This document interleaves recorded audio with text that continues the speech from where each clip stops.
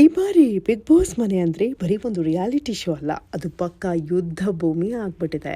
ಪ್ರತಿ ಟಾಸ್ಕ್, ಪ್ರತಿ ಮಾತು, ಪ್ರತಿ ನೋಟವೂ ಕ್ಯಾಮ್ರಾಗೆ ಸಿಕ್ಕು ಜನರ ನಡುವೆ ದೊಡ್ಡ ಚರ್ಚೆಗೆ ಕಾರಣವಾಗ್ತಾ ಇದೆ.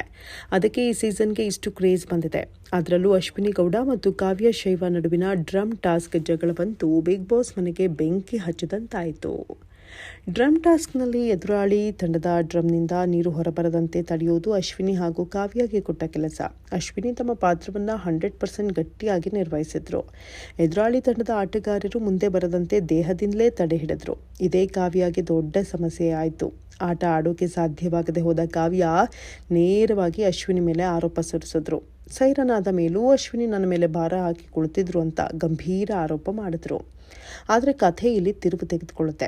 ಸೋಷಿಯಲ್ ಮೀಡಿಯಾದಲ್ಲಿ ವೈರಲ್ ಆದ ವಿಡಿಯೋ ಒಂದರಲ್ಲಿ ಸೈರನ್ ಕೇಳಿಸಿದ ತಕ್ಷಣ ಅಶ್ವಿನಿ ಎದ್ದು ನಿಂತಿರುವುದು ಸ್ಪಷ್ಟವಾಗಿ ಕಾಣಿಸುತ್ತೆ. ಇದನ್ನು ನೋಡಿದ ಜನ ಇಲ್ಲಿ ನಿಯಮ ಉಲ್ಲಂಘನೆ ಆಗಿಲ್ಲ ಅಂತ ಹೇಳ್ತಿದ್ದಾರೆ. ಹೀಗಾಗಿ ಕಾವ್ಯ ಆರೋಪ ಸುಳ್ಳ ಅನ್ನೋ ಪ್ರಶ್ನೆ ಬಿಗ್ ಬಾಸ್ ಮನೆಯಲ್ಲೂ ಹೊರಗೂ ದೊಡ್ಡ ಮಟ್ಟದಲ್ಲಿ ಕೇಳಿ ಬರ್ತಾ ಇದೆ. ಕೆಲವರು ಆಟದಲ್ಲಿ ಸೋತಾಗ ಆರೋಪ ಮಾಡೋದು ಸುಲಭ ಅಂತ ಅಶ್ವಿನಿಗೆ ಬೆಂಬಲ ಕೊಡ್ತಿದ್ರೆ, ಇನ್ನು ಕೆಲವರು ಕಾವ್ಯ ಎಮೋಷನಲ್ ಆಗಿ ಪ್ರತಿಕ್ರಿಯಿಸಿದ್ದಾರೆ ಅನ್ನೋ ಅಭಿಪ್ರಾಯ ವ್ಯಕ್ತಪಡಿಸಿದ್ದಾರೆ. ಈ ಜಗಳ ಕೇವಲ ಟಾಸ್ಕ್ ಮಟ್ಟದಲ್ಲೇ ನಿಂತಿದ್ರೆ ಅಷ್ಟೇನು ದೊಡ್ಡದಾಗ್ತಿರ್ಲಿಲ್ವೇನೋ, ಆದರೆ ಮಾತಿನ ಸಮರ ಎಲ್ಲೆಲ್ಗೋ ಹೋಯಿತು. ಅಮ್ಮನ ವಿಷಯ ಬಂದಾಗ ವಾತಾವರಣವೇ ಬದಲಾಗಿದೆ. ನಿಮ್ಮ ಅಮ್ಮನಿಗೆ ಹೋಗಿ ಹೇಳ್ಕೊ ಅನ್ನೋ ಅಶ್ವಿನಿ ಮಾತು ಕಾವ್ಯಕ್ಕೆ ಬೆಂಕಿಗೆ ತುಪ್ಪ ಸುರಿದಂತಾಯಿತು. ಅದಕ್ಕೆ ಕಾವ್ಯ ನನ್ನಮ್ಮನ ಹತ್ತಿರಷ್ಟು ನೀವಿಲ್ಲ ಅಂತ ತಿರುಗೇಟು ಕೊಟ್ಟರು. ಈ ಹಂತದಲ್ಲಿ ಇದು ಆಟವಲ್ಲ, ಪರ್ಸನಲ್ ಫೈಟ್ ಆಗಿ ಬದಲಾಗಿದೆ ಅನ್ನೋದು ಎಲ್ರಿಗೂ ಅರ್ಥ ಆಯಿತು. ಆದರೆ ಇಲ್ಲಿ ಮುಖ್ಯವಾಗಿ ಗಮನಿಸಬೇಕಾದ ಅಂಶ ಏನಂದರೆ, ಅಶ್ವಿನಿಗೆ ನೀಡಿದ್ದ ಟಾಸ್ಕ್ ಯಾರೂ ಮುಂದೆ ಬರದಂತೆ ತಡೆಯೋದು. ಅದನ್ನು ಅವರು ಯಶಸ್ವಿಯಾಗಿ ಮಾಡಿದ್ದಾರೆ. ಹೀಗಿರುವಾಗ ನಿಯಮ ಮೀರಿ ಆಟ ಆಡ್ತಿದ್ದಾರೆ ಅನ್ನೋ ಆರೋಪಕ್ಕೆ ಸಾಕ್ಷಿ ಇಲ್ಲ ಅನ್ನೋದು ಜನರ ವಾದ. ಅದಕ್ಕೆ ಕೈಲಾಗದ ಶತ್ರುವಿನ ಕೊನೆಯ ಆಯುಧವೇ ಅಪಪ್ರಚಾರ ಅನ್ನೋ ಮಾತುಗಳು ಸೋಷಿಯಲ್ ಮೀಡಿಯಾದಲ್ಲಿ ಕೇಳಿಬರ್ತಾ ಇದೆ. ಈ ವಿಷಯ ವೀಕೆಂಡ್ ಎಪಿಸೋಡ್ನಲ್ಲಿ ಖಂಡಿತ ಚರ್ಚೆಗೆ ಬರೋದು ಪಕ್ಕ. ಸುದೀಪ್ ಅವರು ವಿಡಿಯೋ ಸಾಕ್ಷಿ ನೋಡಿ ಯಾರು ಸರಿ ಯಾರು ತಪ್ಪು ಅನ್ನೋದನ್ನು ಸ್ಪಷ್ಟವಾಗಿ ಹೇಳೋ ಸಾಧ್ಯತೆ ಇದೆ. ಅಲ್ಲಿವರೆಗೂ ಈ ಜಗಳ ಬಿಗ್ ಬಾಸ್ ಸೀಸನ್ನ ಹಾಟ್ ಟಾಪಿಕ್ ಆಗೇ ಇರುತ್ತೆ.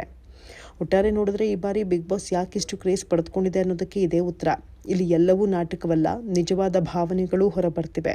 ಸ್ನೇಹ, ಶತ್ರುತೆ, ಅಹಂ, ಅಸಹನೆ ಎಲ್ಲವೂ ಕ್ಯಾಮ್ರಾ ಮುಂದೆ ಅನಾವರಣವಾಗುತ್ತೆ.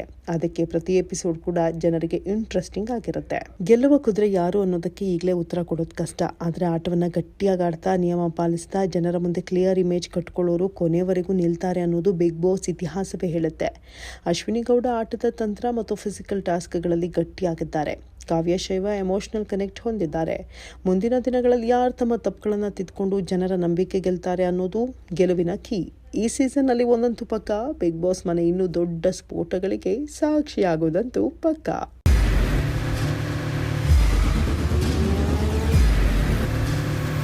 ಪ್ರಜಾಮಾರ್ಗ ನ್ಯೂಸ್, ಇದು ಜನಸಾಮಾನ್ಯರ ಧ್ವನಿ.